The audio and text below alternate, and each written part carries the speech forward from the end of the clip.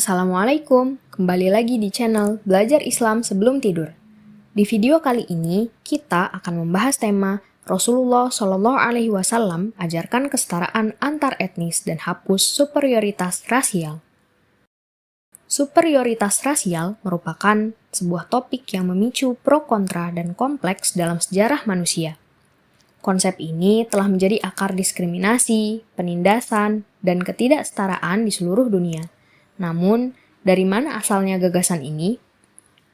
Menurut Angela Saini, jurnalis spesialis komunikasi sains asal London, dalam bukunya Superior: The Return of Race Science yang diterbitkan oleh Beacon Press di Boston pada 2019, konsep ras ternyata relatif baru. Pada abad ke-16, istilah ras pertama kali digunakan untuk merujuk pada kelompok orang dari satu keluarga atau suku tanpa konotasi seperti yang kita kenal sekarang. Saini juga mengungkapkan bahwa tokoh besar seperti Charles Darwin terlibat dalam kategorisasi manusia. Muncullah gradasi antara ras tertinggi hingga terendah. Salah satu teori lain datang dari Thomas Henry Huxley yang menyebut dalam teori seleksi alamnya bahwa manusia tidak diciptakan sama. Ia berpendapat bahwa orang berkulit hitam dalam hierarki komunitas tak akan pernah mencapai puncak peradaban. Ini tercatat dalam buku Superior karya Saini.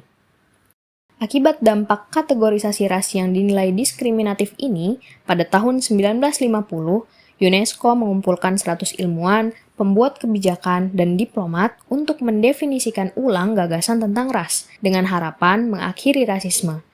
Amnesty International pada 2001 menyatakan bahwa ras adalah konstruksi sosiopolitik berdasarkan karakter fisik, sering digunakan untuk tujuan politik atau membenarkan dominasi.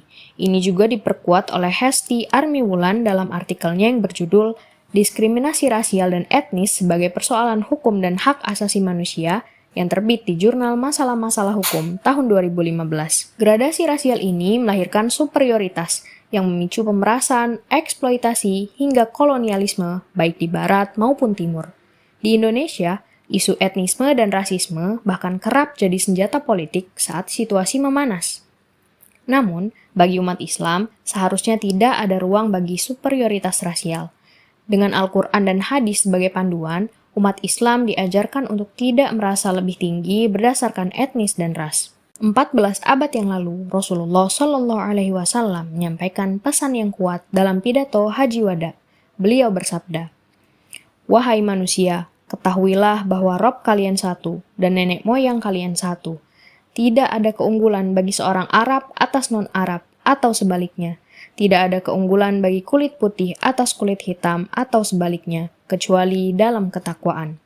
Hadis tersebut diriwayatkan oleh Imam Ahmad dan At-Tabrani dalam Al-Mu'jam Al-Kabir.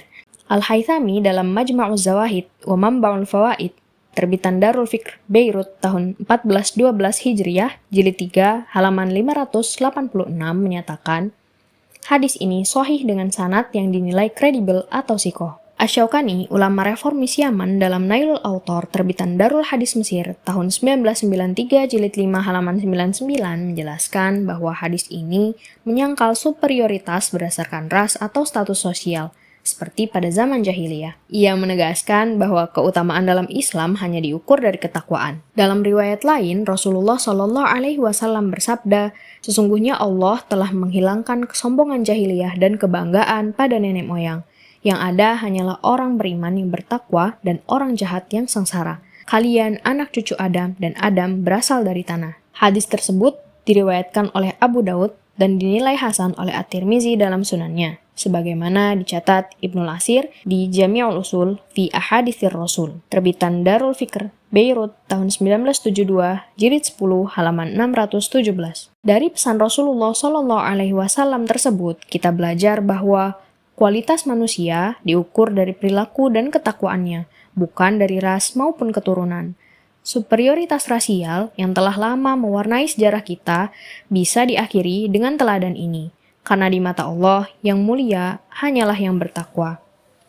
Terima kasih telah menyaksikan video ini, semoga video ini bermanfaat bagi kita semua.